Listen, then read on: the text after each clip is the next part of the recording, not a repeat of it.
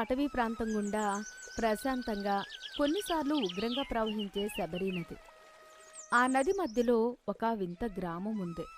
ఆ గ్రామానికి స్థిరమైన చిరునామా లేదు, పునాదులు లేవు. ఎందుకంటే ఆ గ్రామం నీటి మీద తేలుతూ ఉంటుంది. సుమారు 50 కుటుంబాలు పడవలనే ఇళ్లుగా మార్చుకుని జీవిస్తున్నారు. వెదురు బొంగులు, టార్పాలిన్ పట్టాలతో పడవపైన జీవిస్తున్నారు. అక్కడే వంట, అక్కడే నిద్ర, అక్కడే సంసారం. ఆ పడవల సమూహంలో సముద్రమనే జాలరి ఉన్నాడు. అతని పేరు సముద్రమైనా బతుకు మాత్రం ఈ నదిలోనే. అతను చాలా ధైర్యవంతుడు. ఆ పడవల గూడెంలో అందరికీ పెద్ద దిక్కు. అతని భార్య గంగా. గంగా నదిలాగే ఎప్పుడూ ప్రవహిస్తూ పనిచేస్తూ ఉంటుంది. వీరికి 10 ఏళ్ల కొడుకు చిన్న ఉన్నాడు. వీరి పక్క పడవలో తాబేలు తాత ఉంటాడు. ఆయనకి పని పాట ఉండదు కాని పాతకాలపు కథలు చెప్తూ అందరినీ ఏడిపిస్తూ ఉంటాడు. ఉదయం నది చల్లగా నిశ్శబ్దంగా ఉంది. పొగమంచు నీటిమీద పరుచుకుని ఉంది. సముద్రం పడవలో నిద్రలేచాడు. పడవ చిన్నగా సాగుతోంది. ఆ ఊపు వారికి అలవాటే. అదే వారి జోలపాట. గంగా, ఏమే గంగా, ఇంకా నిద్రేనా? కోడి కూసింది, తెల్లారింది. నది మధ్యలో కోడెక్కడిదయ్యా? నీకు ఆ తాబేలు తాత గురక కోడికోతలా వినిపించి ఉంటుంది. పడుకో కాసేపు. గంగా, ఈరోజు వంకాయల రేవు దగ్గరికి వెళ్ళాలి. అక్కడ చేపలు బాగా పడతాయని నిన్న రాత్రి కల వచ్చింది. లేచి కాస్త కిరోసిన్ స్టవ్ వెలిగించు, టీ తాగుదాం. గంగా లేచి కళ్ళు నులుముకుంటూ పడవలో ఒక మూల ఉన్న చిన్న వంటగది దగ్గరికి వెళ్ళింది. టీనా? నిన్ననే పాలైపోయాయి. ఈ రోజుకి డికాషన్ తాగి ఏడవండి. సాయంత్రం ఒడ్డుకు వెళ్తే గాని పాలు రావు. సరేలే, ఆ వేడి నీళ్ళైనా ఇవ్వు, గొంతులో ప్రాణం ఉంటుంది. పక్క పడవలో నుంచి తాబేలు తాత దగ్గుతూ లేచాడు. ఒరే సముద్రం, పొద్దున్నే మొదలెట్టారా? నా పడవని మీ పడవకి గుద్దుతున్నారు. నిద్ర పాడైపోతుంది. తాత, నువ్వు నిద్రపోతే పర్లేదు కానీ నువ్వు గురక పెడితే నదిలో చేపలన్నీ భయపడి పారిపోతున్నాయి. ఈరోజు మాకు చేపలు దొరక్కపోతే నీరే బాధ్యత. నా గురక రాజసంరా. అది వింటే చేపలు పారిపోవు, పరవశించి పైకి వస్తాయి. ఉదయం 7 గంటలకు సముద్రం, గంగా వేటకు సిద్ధమయ్యారు. వారి దగ్గర 2 పడవలు ఉన్నాయి.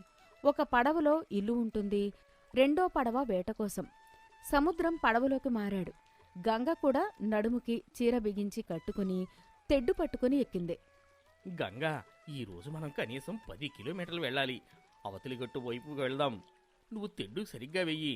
నిన్నట్లాగా నీరసంగా వేస్తే మనం ఎక్కడే తిరుగుతూ ఉంటాం. నాకేం నీరసం లేదు, నీకే ఆకలి ఎక్కువ. మధ్యాహ్నం వండడానికి చేపలు దొరక్కపోతే నీకు నీళ్లే గతి. ఇద్దరూ పడవ నడుపుకుంటూ నది మధ్యలోకి వెళ్లారు. సముద్రం లేచి నిలబడి పెద్ద వలని చేతిలో పట్టుకుని ఒడుపుగా గాలిలోకి విసిరాడు. వల గుండ్రంగా విచ్చుకుని నీళ్లలో పడింది. అబ్బా, ఈసారి పడింది. గట్టిగా లాగు, లాగంగా. గంగ, సముద్రం కలిసి వాళ్ళని లాగుతున్నారు. అది బరువుగా ఉంది. ఏమండి, ఇందులో చేపలున్నాయా లేక ముసలి ఉందా? ఇంత బరువుంది. మొసలి ఉంటే దాన్ని కూడా వండుకు తిందాంలే. లాగు. వల పైకి వచ్చింది. అందులో వెండిలా మెరుస్తున్న బొచ్చెలు, రవ్వలు పడ్డాయి. చూసావా, నా గురి ఎప్పుడూ తప్పదు. ఈరోజు మనకి పండగే. నీ గురి కాదు, నా చెయ్యి మహిమ. నేను వల లాగాను కాబట్టి వచ్చాయి. ఇలా ఒకరినొకరు ఆట పట్టించుకుంటూ మధ్యాహ్నం వరకు వేట సాగించారు. పడవ నిండా చేపలు పడ్డాయి. మధ్యాహ్నం 2 గంటలు. సముద్రం పడవని చింతూరు రేవు దగ్గరికి తెచ్చాడు.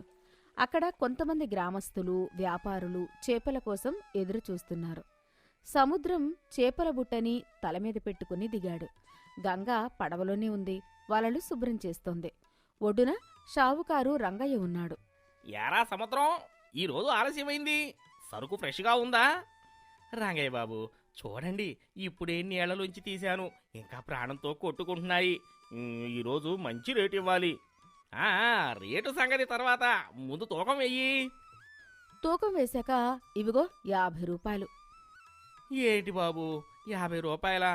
మార్కెట్లో కిలో 50 రూపాయలు ఉంటే మీరు మొత్తం బుట్టకి 50 ఇస్తారా? మా కష్టం కూడా రాదు బాబు. అరే, ఇష్టం ఉంటే ఇవ్వు, లేకపోతే మళ్ళీ నదిలో పారేసుకో. నీకు వేరే దిక్కు లేదుగా. సముద్రం నిస్సహాయంగా చూశాడు. ఆ దళారీల వల్ల తమ బతుకులు ఇలాగే ఉండిపోయాయని బాధపడ్డాడు. సరే బాబు, కానీ ఒక సాయం చేయాలి. నా టార్చ్ లైట్ బ్యాటరీలు అయిపోయాయి. రేడియోకి కూడా బ్యాటరీలు కావాలి. సాయంత్రం వార్తలు వినకపోతే మాకు బయట ప్రపంచం తెలియదు. అవి మీ కొట్లో నుంచి ఇప్పించండి. సరేలే, ఆ పైసలు కట్ చేసుకొని మిగతావి ఇస్తా. సముద్రం బ్యాటరీలు, కిరోసిన్, బియ్యం, కూరగాయలు కొనుక్కొని మళ్ళీ పడవ దగ్గరికి వచ్చాడు. సాయంత్రం 6 గంటలు. సూర్యుడు అస్తమిస్తున్నాడు. నది బంగారు రంగులోకి మారింది. పడవలన్నీ ఒక దగ్గరకు చేరాయి. అందరూ పడవలను ఒకదానికొకటి తాళ్లతో కట్టుకుంటారు, రాత్రిపూట ప్రవాహానికి విడిపోకుండా ఉండడానికి. గంగ స్టవ్ వెలిగించి చేపల పులుసు చేస్తుంది. చిన్న దిగులుగా కూర్చున్నాడు. ఎరా చిన్న, డల్గా ఉన్నావు? నాన్న నీకోసం జంతికలు తెచ్చాడు. నాకు జంతికలు వద్దు నాన్న, నాకు స్కూల్ కావాలి. ఈరోజు ఒడ్డున చూశాను, నాలాంటి పిల్లలు యూనిఫామ్ వేసుకుని పుస్తకాలు పట్టుకొని వెళ్తున్నారు. నేను మాత్రం ఈ నీళ్లలో ఈ చేపల వాసనలో ఉండాలా? నాకు చదువుకోవాలని ఉంది నాన్న. ఆ మాట గంగ సముద్రం గుండెల్లో గుచ్చుకుంది. మాకు ఉందిరా నిన్ను పెద్ద చదువులు చదివించాలని, కాని మన బతుకులే ఇలా తెగిన గాలిపటల్లా ఉన్నాయి. నిన్ను ఒడ్డున హాస్టల్లో వేయాలంటే డబ్బులు కావాలి. ఈ చేపల వేటలో వచ్చేది కడుపు నిండడానికే సరిపోతోంది. ఏంట్రా పిల్లాడిని ఏడిపిస్తున్నారు? ఒరేయ్ చిన్న, చదువుకుని ఏం చేస్తావు? కలెక్టర్ అవుతావా? మనకి ఈ నదే బడి, ఈ చేపలే పాఠాలు. నేను 70 ఏళ్లుగా ఈ నీళ్లలోనే ఉన్నా, నాకు ఏ లోటు రాలేదు. అలా అనుకు తాత, మన బతుకులు ఇక్కడే తెల్లారిపోయాయి. కనీసం వీడైనా ఒడ్డున మనుషుల మధ్య బతకాలి. చిన్న, నేను మాటిస్తున్నా, ఈ సీజన్లో బాగా కష్టపడి డబ్బులు దాచి నిన్ను చింతూరులో బడిలో చేర్పిస్తా. చిన్న కళ్ళు మెరిశాయి. నిజమా నాన్న? నిజంరా. ఇప్పుడు అన్నం తిను.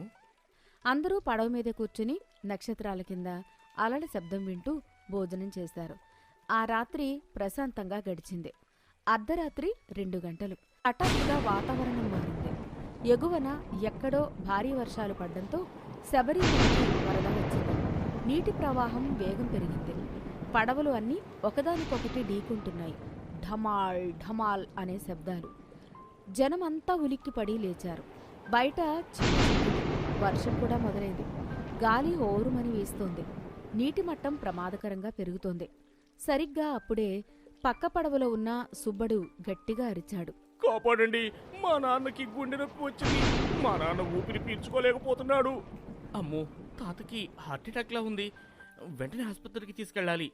ఈ రాత్రిపూట ఈ వరదలోన పడవ నడపడం అసాధ్యం. సుడిగుండాలుంటాయి. ఏం చేద్దామన్నయ్య, నాన్న పోయేలా ఉన్నాడు. ఒడ్డుకు వెళ్ళాలంటే 2 కిలోమీటర్లు వెళ్ళాలి. అక్కడ ఉన్న 50 మందిలో భయం మొదలైంది. వెళ్తే మన ప్రాణాలకే ముప్పు. ఈ గాలికి పడవలు బోల్తా పడతాయి అని కొందరు వెనకడుగు వేశారు. అది చూస్తున్న పుల్లయ్య, ఒరే సుబ్బడు, ఈ గాలివానలో మనం వెళ్తే పడవలు మునిగిపోతాయి. ఆ ముసలివాడు ఎన్నాళ్ళు బతికింది చాలు. ఆయన కోసం మనం మన ప్రాణాలు పణంగా పెట్టలేము. దానికి తోడుగా ఇంకొకడు అన్నాడు, అవును, ఆ ముసలి ప్రాణం కోసం మనం చావాలా? రేపు ఎలాగూ పోయేవాడే కదా. మన పిల్లల్ని ఎవరు చూస్తారు? తాత పోతే పోయాడు, మన ప్రాణాలు ముఖ్యం. ఆ మాటలు విని సుబ్బడు బోరుని వచ్చాడు. సముద్రంకి విపరీతమైన కోపం వచ్చింది. తీయండి, ప్రాణం విలువ వయసును బట్టి ఉండదు. ఆయన మనందరికీ పెద్ద దిక్కు. మనం నీళ్లలో పుట్టాం, నీళ్లలోనే బతుకుతున్నాం. ఈ నది మన అమ్మ. అమ్మ మనల్ని చంపదు. తాతని ఇలా చావనివ్వకూడదు. నా దగ్గర ఒక ఉపాయం ఉంది. ఏం ఉపాయం? ఒక్క పడవ వెళ్తే బోల్తా పడుతుంది. కానీ మనం ఒక 4 పడవలను గట్టిగా తాళ్లతో కట్టి ఒక పెద్ద తెప్పలా తయారు చేస్తే ఈ వరదను తట్టుకుని నిలబడుతుంది. 4 బలిష్టమైన మగవాళ్లు 4 వైపులా తెడ్డు వేస్తే మనం ఒడ్డుకు చేరవచ్చు. సముద్రం ధైర్యం చూసి పుల్లయ్య, వెంకటి సిగ్గుపడ్డారు. మిగతా వారికి ధైర్యం వచ్చింది. వెంటనే పని మొదలైంది. వర్షంలో తడుస్తూనే సముద్రం, సుబ్బడు, మరో 2 యువకులు కలిసి 4 పడవలను పక్కపక్కన పెట్టి గట్టి తాళ్లతో బిగించారు. పడవలో తాబేలు తాతను పడుకోబెట్టారు. గంగ తాత తల పట్టుకుని కూర్చుంది. హైసా! ఒక గంట నరకయాతన తర్వాత దూరంగా చింతూరు రేవులో వీధి దీపాలు కనిపించాయి. అందరూ ఇంకాస్తా బలం తెచ్చుకుని తెడ్డివేశారు. తెప్ప సురక్షితంగా ఒడ్డుకు చేరింది. వెంటనే తాతని ఎత్తుకుని చింతూరు ప్రభుత్వ ఆస్పత్రికి పరుగున వెళ్లారు. డాక్టర్లు వెంటనే చికిత్స చేశారు. డాక్టర్ ఆశ్చర్యపోయాడు. మీ ఐకమత్యం గొప్పది అని మెచ్చుకున్నాడు. తాబేలు తాత కళ్ళు తెరిచాడు. సముద్రం వైపు చూసి నీరసంగా నవ్వాడు. సమయానికి తీసుకుని వచ్చారు. ఇంకొక అరగంట ఆలస్యమైతే ప్రాణం పోయేది. ఈ వరదలో ఎలా రాగలిగారు? మేము ఒక్కరం రాలేదు డాక్టర్ గారు. మేమంతా కలిసి వచ్చాం. మా పడవలన్నీ కలిపాం, మా చేతులన్నీ కలిపాం. అందుకే ఈ నదిని జయించాం. తెల్లవారింది. వరద తగ్గింది. అందరూ మళ్లీ పడవల దగ్గరికి వచ్చారు. ఈ సంఘటన వారిలో కొత్త ధైర్యాన్ని నింపింది. ఇన్నాళ్ళు స్వార్థంగా ఆలోచించిన పుల్లయ్య కూడా మారిపోయి సముద్రంని క్షమాపణ అడిగాడు. కొన్ని రోజుల తర్వాత సముద్రం తన మాట నిలబెట్టుకున్నాడు. చేపల వేటలో వచ్చిన డబ్బులు, తోటి జాలర్లు ఇచ్చిన సాయంతో చిన్నాని చింతూరులో ఒక హాస్టల్లో చేర్పించాడు. చిన్న యూనిఫామ్ వేసుకుని పలక పట్టుకుని పడవలో నుంచి ఒడ్డుకు దిగుతున్నాడు. ఒరే సముద్రం, నువ్వు నిజంగానే సముద్రం అంత గొప్పోడివిరా. నా ప్రాణం నిలబెట్టావు. నేను కాదు తాత, మేమందరం కలిసి నిన్ను కాపాడుకోగలిగాం. నాన్న, నేను బాగా చదువుకుని కలెక్టర్నయ్యి మన ఊరికి ఒక బ్రిడ్జి కట్టిస్తా. అప్పుడు మనం పడవల్లో ఉండనక్కర్లేదు. తప్పకుండా రా కన్నా, నీ చదివే మాకు వెలుగు. గంగ సముద్రం కళ్ళల్లో ఆనందం చూసి నది కూడా పొంగిపొర్లింది. తాబేలు తాత తన పడవలో కూర్చుని మావాడు కలెక్టర్ అవుతాడు రోయ్ అని కొత్త కథలు చెప్పడం మొదలుపెట్టాడు. నీతి: ఐక్యమత్యమే మహాబలం. కష్టాలు సునామీలా వచ్చినా అందరూ కలిసికట్టుగా ఉంటే వాటిని జయించవచ్చు. సహాయగుణం: ఆపదలో ఉన్నప్పుడు సొంత పరాయి అని చూడకుండా సాయం చేయాలి.